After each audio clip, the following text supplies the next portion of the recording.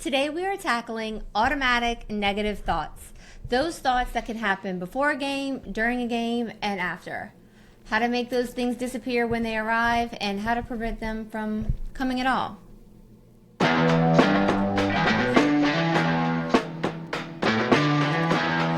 Welcome to Sideline Sessions. I am Lindsay. I'm Cruz. Thank you for joining us today. First of all, I want to say a big thank you to all of our supporters who have followed us on Spotify, Apple Podcasts, and on our YouTube channel where you can see the video of us talking and bantering with each other. I didn't know we had a YouTube. We do. Well, you're going to need to subscribe, like, and share. I'll subscribe, like, and share, I guess. We are doing what we can to give this information out to all the student athletes that could find it helpful, and we can't do it without your positive word of mouth. So if you don't mind subscribing, liking, sharing, and following along, we would absolutely appreciate it. Absolutely. Absolutely. Okay, so without further delay, let's just get into the meat of today's episode, where we're talking about automatic negative thinking and how it can impact your performance. Cruz, calm. I think that this negative thinking can really poorly affect your performance, and not so much, not even performance, effort and outlook that can also decrease performance. Is this something that you either personally experience or you've witnessed through time, either younger or now? You know, I've kind of grown out of it. Okay. You know, I've tried to make a new outlook on life, per se.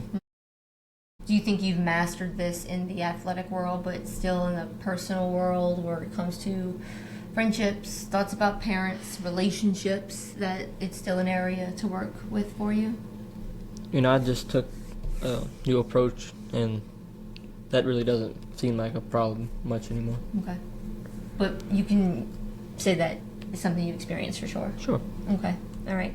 Well, in graduate school, we learned about cognitive distortions. Want to take a stab at what cognitive distortions are, Chris? Cognitive, thinking, maybe? Yeah. Thinking. Yeah. All right. Can't see your face. I don't care if they see my face. Cognitive, yes. Cognitive is the thinking part of the... Yes. Distortion, twisted, you know. Yes. Very good. Oh, very proud mom moment. Yes. Cognitive distortion is a twisted way of thinking.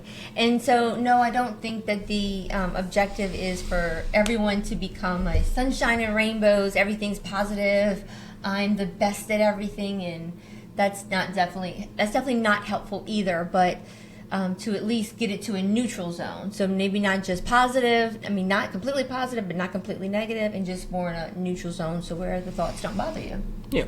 Yeah. So what I like to use is the description of the cognitive triangle, to where you have 3 points in a triangle, yes? Where, let's say the top is your thoughts, this side is your feelings, and this is your behavior. So if we're having a negative thought, we're going to lead to a negative behavior, which will lead to a negative emotion.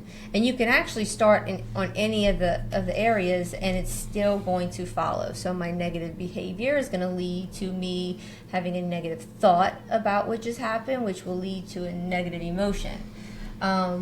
But there's one thing that can't happen with this triangle, is that it's going to start either positive and all 3 areas will be positive, or it'll start negative and all 3 areas will be negative. Like, you can't have a negative behavior and then have a positive thought about it. Yeah.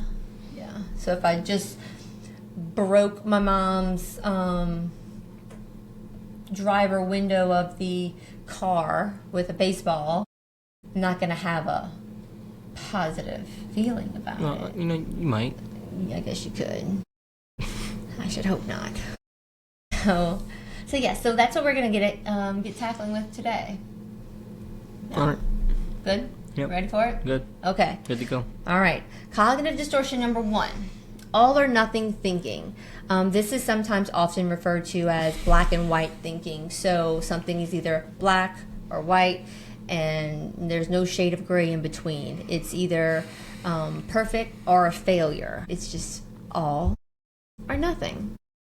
What comes to mind, Cruz, as I describe that to you? You know, I feel like that is one way to think. You know, either you succeeded or you didn't, which is it's a valid point to come across. But you can also count the little victories that come along within reaching that one goal that will ultimately boost your morale and boost your emotions to where it's easier to reach the bigger goal. Okay. So you're looking at something like, don't look at things in a individual game aspect, but like the whole thing that went along. You got to see the whole season. Okay. When it comes to and I think that's a very good point, but I think that's a very generalized thought. Let's take it in the moment during a game, having a all or nothing thought to where it's either maybe you pitched well, but you went 0 for 4 at the plate. Someone that struggles with all or nothing thinking is going to either say that game was perfect or a failure. Why? How is that thinking even helpful? I mean, I don't. You kind of contradicted me here. I mean, it's kind of hard to be positive when you're 0 for 4. Do you know? I get it. You didn't have a success besides pitching here. Okay. When you look at pitching, you know, you did pretty well, but when you look at hitting, you didn't do well. Okay. So you can't compare the two that are vastly different. You have to stay in your own lane with one or the other. You gotta pick one. Okay. I mean, if you're hitting, you went 0 for 3, but you stung 3 of them to the wall, and they happened to catch them. One made a diving play. You could say you did pretty good. You might not have got on base, but the little battles of hitting the ball hard, you won those. So it's a lot easier to look on the big picture when you won the little battles instead of looking at the big picture when you haven't. Okay. So cognitive distortion number 2 is mental filter, which kind of goes along with what you're saying. So mental filter is where you have great things that happen. Let's bring this to a school context. So let's say you were giving a presentation in class, and the feedback you got from the majority of people was really good, really positive, and then one person says something mildly critical, and then you're unable to think of all the positive things, and you focus on that one negative critique or feedback. That's what we call mental filter. Well, I mean, you could use that to create a better environment for people. You know, you could use that criticism to ultimately build upon and make your presentation better. Sure, okay. But you can also take that criticism and throw the entire presentation out the window and say it sucked. Right. Which you see how it kind of goes with all or nothing thinking? It's either perfect or it's a failure. And so this type of distorted thinking can really lead to a negative emotion. Like, what would, if I'm having that negative thought of either all or nothing or mental filter, what negative emotion could I possibly feel? Sadness. Frustrated, for sure. Upsetness. Good one, Webster. Okay, and then so what type of negative behavior might lead to that? Whether in the baseball example you used or in the school presentation? You won't want to do nothing. If you become down on yourself, you just quit. Might not give enough mentally, right? Might not give the same energy and effort the next time because look where it got me this time. Yeah, and you can. Okay, so what is a more neutral approach that someone can reframe in their mind if in the project situation or in the baseball situation, if they can't think positive, what's the neutral way they can think? I don't know much of a neutral way. Okay, maybe the person that gave me negative feedback was having a bad day. Maybe their critique is something to consider. I mean, there's always something to consider. There's always choices. Agreed. But again, not everyone thinks that way either. You have to almost experience things to see that side of it. Yeah, I guess. Yeah. Okay. I guess a more neutral response in the baseball analogy would be, well, maybe next time I can be on pitching and hitting. You'd hope. Right. You would hope.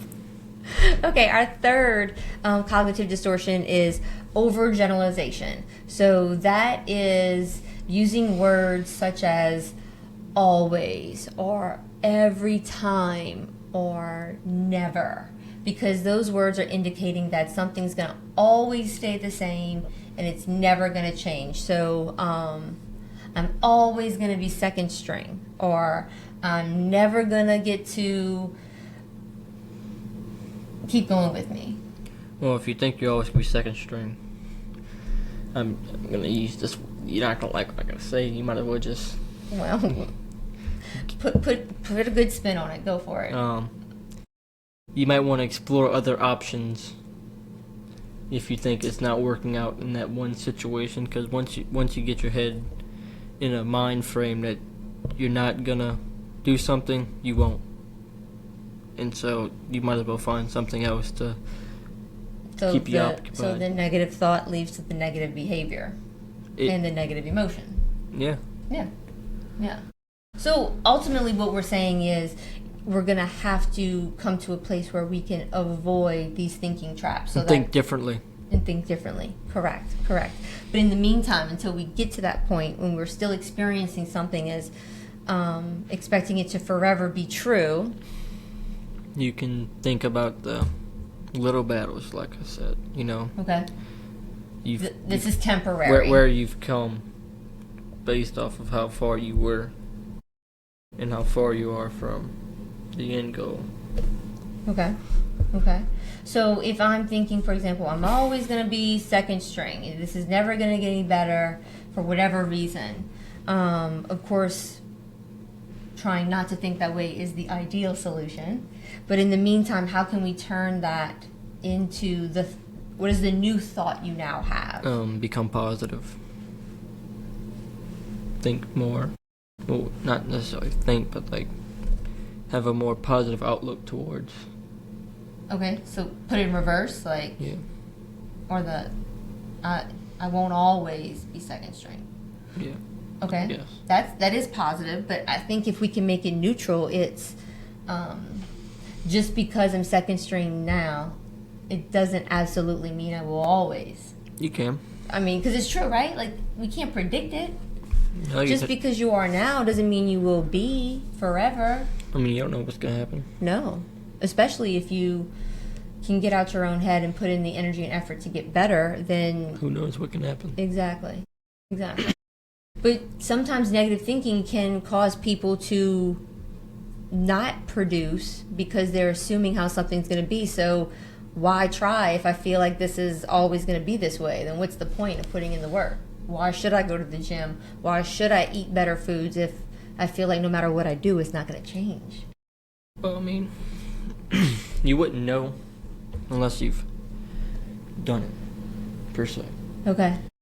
You would, because if you haven't won, you don't know how it feels. You don't really care. But once you win so much, you don't want to stop. I mean, because if you're going to put yourself in a competition, you're not going to try and lose with anything. Right. Life. Right. So baseball. Using small victories to propel yourself. I mean, I guess you could put it that way, but what I'm trying to say is I forgot what I was saying. I think what I was starting to think as you were starting to share was not living in terms of absolute, how something's always going to be this way. And if you don't allow yourself small wins along the way to recognize what you're doing is getting you better and better to get to first string, mm-hmm. You're never going to recognize your success, so you're never going to get there because you'll stay negative. And then once you don't achieve success, you don't care about success because you don't know what it's like to be successful. Okay, so you need a taste of it in order to keep you gotta yourself taste. going. Once you taste the steak, you don't want to stop tasting it. But if you never taste it, you don't know how it tastes. Just doesn't work for our vegetarians out there. That is a Coach Lashney quote. Shout out Coach Lashney.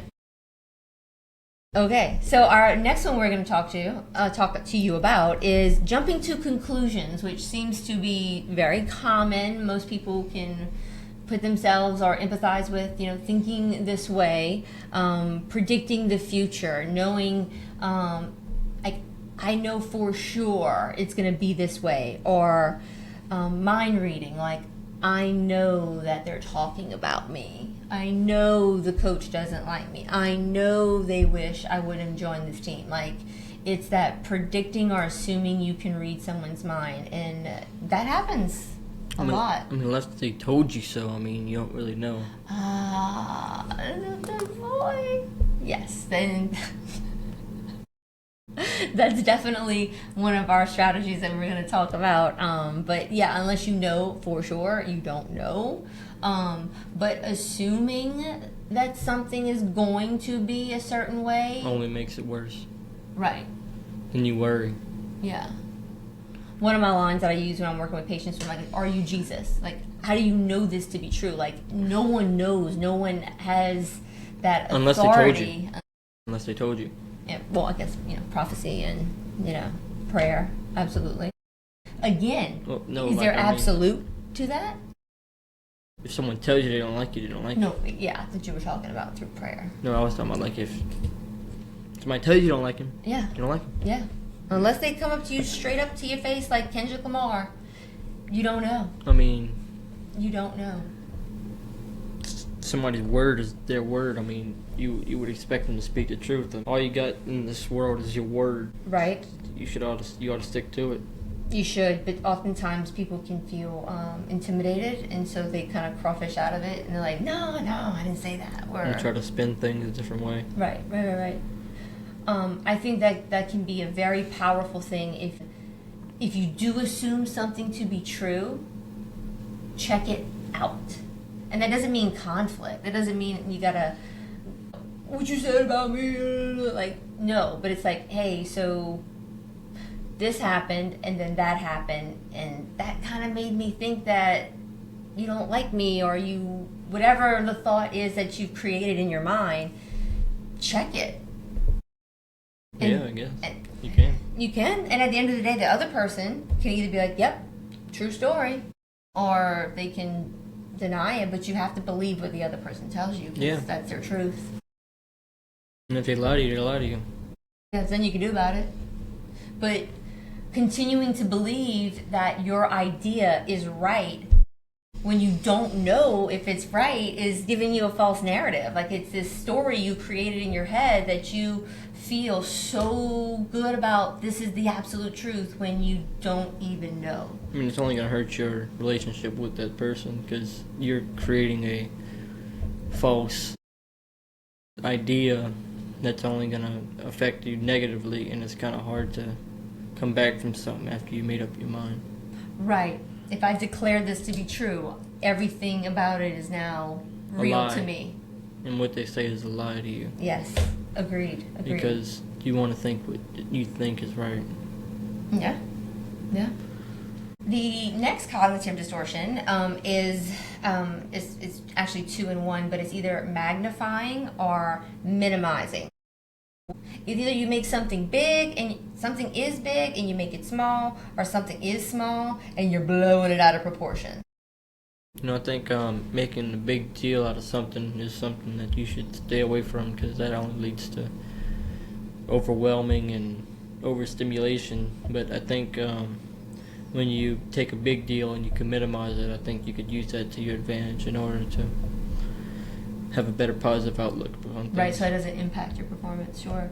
But why? Okay, so if human beings do things with purpose, right? Like everything we do in life, when we talk about behaviorism, is I'm going to do it because I'm either going to get something out of it, I'm going to get some kind of reward, or I'm going to avoid a punishment. Like, that is human behavior 101. I'm either getting something out of it or I'm avoiding punishment. So if your brother listens to me and cleans his room today, he's either doing it to get something out of me, which, probably he's going to be like, can I spend money on Amazon? Or he's trying to avoid something uncomfortable, like a punishment or being told no, that he can't go somewhere whenever we get home. Yeah. So keeping that in mind, if that is human behavior, why do people try to magnify or minimize important things? Well, magnifying, it would help them, it would make them feel better about themselves. Honestly. Keep going with that. Help me understand what you mean by that. Because, like, if you say, when you maximize, okay, you pitch well. Okay. And then you go glorify it to everybody. Okay. Searching for their validation makes you feel better. Okay. So I'm doing it because I need that external feedback in order to feel like I had a good performance. I can't trust my own. You seek validation. Okay. And sometimes people need that attaboy to feel good. If it makes you feel better. Yeah.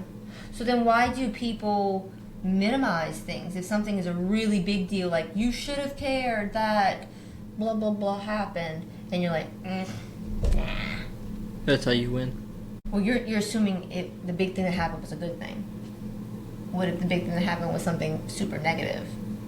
Like you ran the wrong route, you didn't call the right play, and now coach is mad, and you're like, whatever. You still win. Because if you run the wrong route... Well, I might be using the wrong... No, just... Okay. If you run the wrong route, coach is yelling at you. But you're able to forget it and move on to the next play. That won't affect your next play. Okay. Minimizing a negative experience helps you stay in a positive place and move forward. It does. Okay. So I see that could be a positive to it. Yeah. You know what? I don't think I've ever considered that in all these years. Okay. Pretty significant. Okay, so the next cognitive distortion is shoulds. So you'll find people who say something like, I should have performed better, or I should have made an A.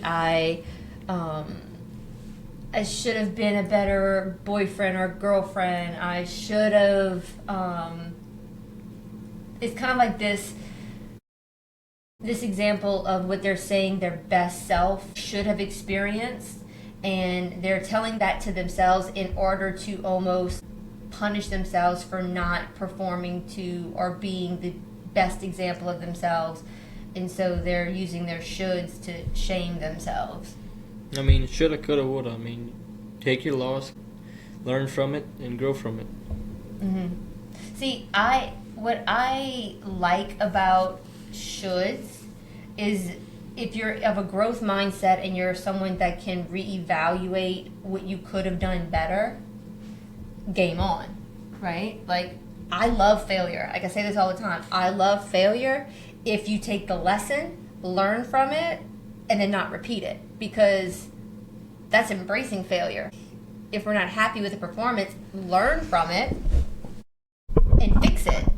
I think you're the only person there that likes to fail. I can't be. I don't think anybody likes to lose. You're talking about wins and losses. Everything's about wins and losses, Mom. Not Life necessarily. is a game. You win or you lose.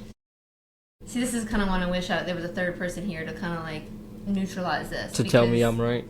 Your narcissism is showing. What? Being honest.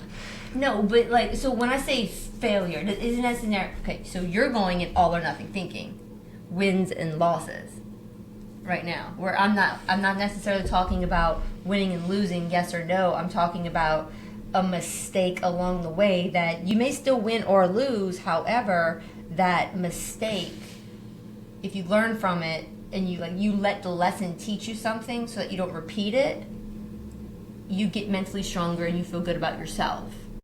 I mean, when you make a mistake, you lose. It's what temporarily. What you do with that mistake that helps you win. Exactly, but the loss, the losing when you make a mistake, it's therefore your choice to make the experience long term or temporary. No mistake is good. And I think that just depends on your mindset of it. Like, no, I don't think there's many teenagers where it's like, let's go outside and fail today because I'm just so excited to fail. I mean, you build a bridge, right? You don't build the support beams correctly. The bridge falls, people die. You made a mistake. Yeah. A costly mistake that costs. Some mistakes have big consequences. Absolutely. Absolutely. But in order to be wise along the way and check yourself on your education and building that bridge, you have to have a growth mindset and not be so Narrow-minded. Narrow-minded. Thank you. No problem. The second to last cognitive distortion is called blame, and that is where we don't take accountability for what we did that contributed to a situation, but we put all the blame on someone else without considering how we even contributed to the situation. That's what losers do. Amen. But if we go back to human behavior, there's a reason why people do this. People put the blame on others. Why do you think that might be a reason why someone struggles with that? To make them feel better about themselves, so they don't feel guilt. If I don't have to carry it, I don't have to feel the guilt, the shame, embarrassment associated with it. Absolutely. Good job. No one wins when we blame. No. Now, kind of the opposite is personalization. So that's our last one that we'll talk about today. So when I personalize something, I'm taking on all the blame. I'm the reason it happened, when I'm not even considering that it takes 9 players on the field to win a game. And I don't have to carry the weight of the loss on my own because there were many, many outs and plays along the way. Yeah, I mean, you can. People do think like that. Sure. But that's not the only way to think. It's not helpful. You can take a little bit of both, blame and personalize. Because I mean, you could take your fault, you can cut your loss. Yeah, you did make a mistake that it could have well lost the game, but like you said, there's also 21 more outs to play. But you can also, hey, they also messed up too, so it wasn't all on me. Right. But you still have to take your loss, and you have to critically evaluate it and grow from it. And sometimes time can help this. Like, you might have that immediate feeling of personalizing, whereas like once you get support from other people and you start to really consider it, that initial shock wears off and things change. Okay. So in order to combat these thoughts when they happen, over time you can get better and better with challenging these negative thoughts. Once you realize they're not helping and you got to get rid of them, you can challenge them. And that is definitely something that we focus on here in the office, but definitely some things I want to talk about today. And we already covered one, like, how do I know if what I'm thinking is true? Did Kendrick Lamar come up to you and tell you to your face everything he didn't like about you, or are you just assuming someone's position? I give people the idea of, if there was a drone that was flying around and witnessed what you just experienced that gave you the negative thought, what would the drone have seen? Because videotapes can't show you emotion, they can't show you thought, they only show you what happened. So it's actually looking at the legit evidence of the situation and thinking about, okay, well, how do I know it to be true? Yeah. I agree. Okay. The next question that you could ask yourself is what I'm thinking helpful or harmful? Is thinking this going to help me, or is thinking this going to continue to hurt me and keep me performing less than I know I'm capable of? Yeah. Any feedback? Not really. Okay. This is more your segment here. Oh, is it? The next question is like, what's that gray area?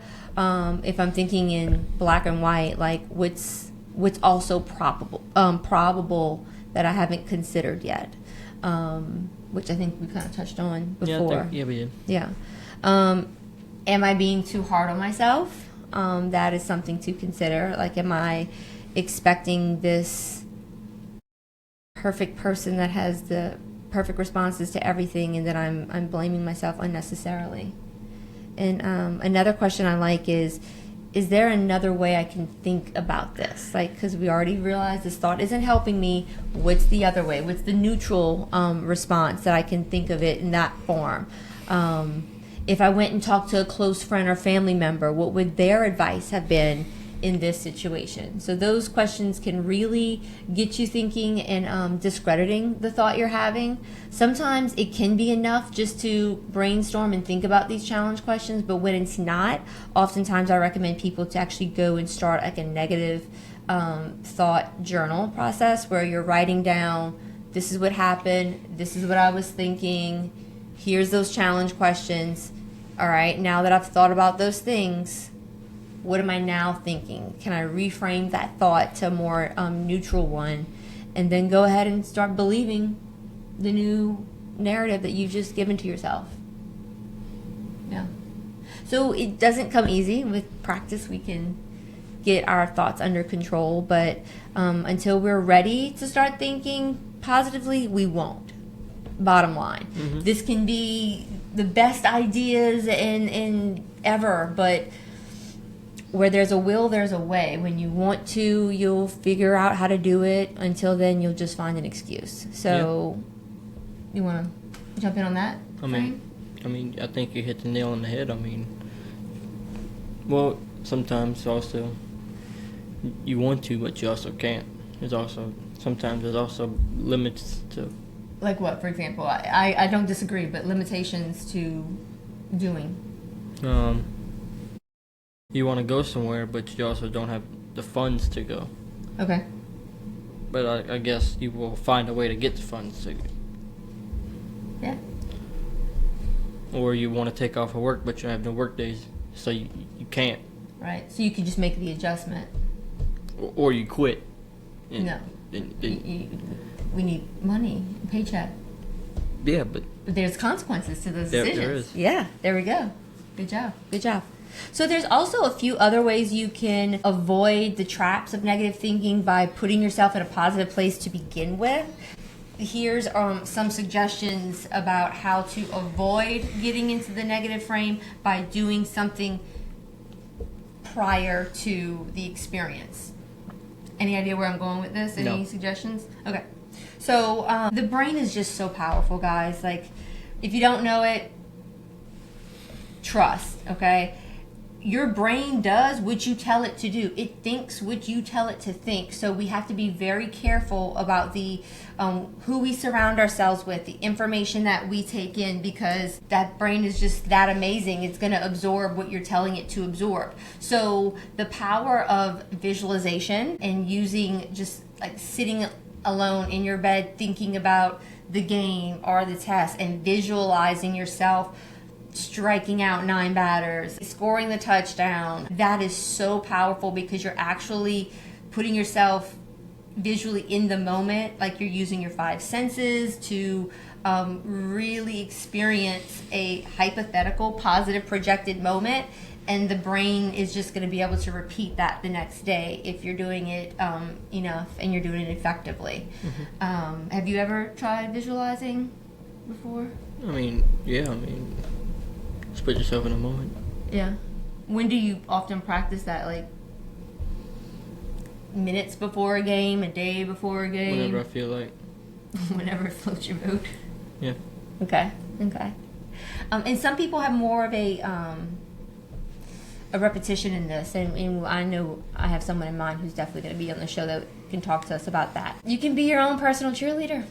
Sometimes you can just expect it to go well. Sometimes that is enough to keep your brain in a neutral or positive zone. There's many times where I know as a parent watching games where we felt like, oh, these kids already feel like they lost, because you're going against a bigger competitor, someone who is stronger, and it kind of feels like people are assuming they're going to lose. But by doing the opposite and expecting it to go well, you're not setting yourself up to be in a negative space. We also talked about welcoming the lesson of failure, and I know that's something we'll probably disagree with.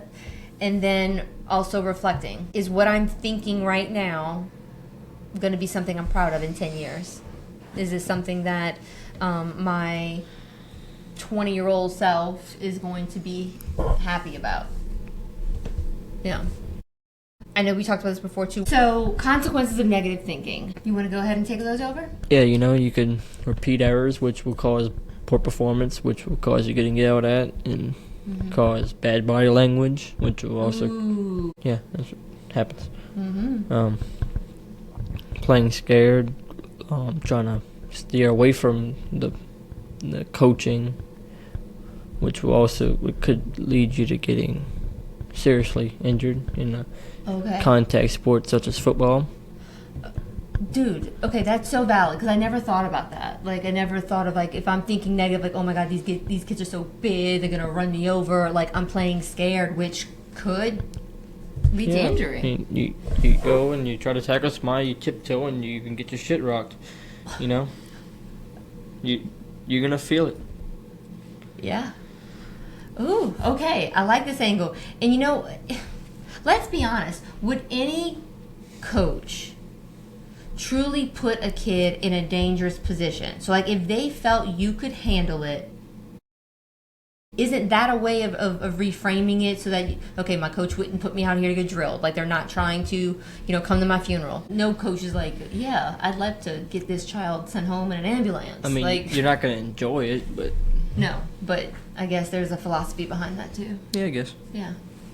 Okay, so, and last thought is, as a teammate, and you see someone, obviously, like we said before, you can't see someone having a negative thought, but their negative thought can lead to a negative behavior, a negative emotion, etc. When you're seeing that your teammate is possibly struggling with their negative thoughts, what can you do as a teammate? You can encourage them, you can try to do other things and try to take their mind off of what they're thinking to try and ultimately boost the team, because once one person has a poor outlook per se, the whole team will, because you're only as good as your next guy. Yeah, it's infectious. It can start to rub off on other people. Yeah, so. Yeah. Do you guys use humor in that way, to make someone... Yeah, Just depends on who you're working with. Yeah. I definitely don't want examples of that because I'm sure it's very teenager and not appropriate, some of the humor you guys have. Sure. What comes to mind for me is, people who are seen as leaders, captains of teams. Like, these are the people that do lift others up, that do suggest, like, hey, I can stay late and work with you, or whatever the case may be. Have them, invite them to hang over and come out after. Like, I think that being a good teammate and having that, almost that intrinsic motivation, that feeling inside of you to turn towards someone and lift them up, I think, to me, that's characteristics of leadership. Yeah. What are some things that you see as characteristics of leaders besides lifting people up when they're having a bad day? Being good. Like, being a good... Like, skill-wise? Yeah. It's hard to be a leader if you suck? Yeah. I'd say so. So not only do you need to be able to be a human and empathize with what people might be experiencing, but to you, a leader is someone that I want to follow because they have the skill set that I'm looking to They got the credit emulate. in the bank. They got the what? They got the credit in the bank. Credit in the bank. All right. Well, I think that's going to wrap up here for us with session 2 on the Sideline Sessions. Any final words, Cruz? Don't go to America's Got Talent for singing. Yep. Although I thought you were going to end with a Go Tigers. No, yeah. Yeah. Go for it. All right, guys. Signing off. We'll see you next episode. Peace. The information shared in this podcast is for educational and informational purposes only and is not intended to be a substitute for professional mental health advice, diagnosis, or treatment. Listening to this podcast does not create a therapist-client relationship. If you are in need of support, please consult with a qualified mental health professional in your area.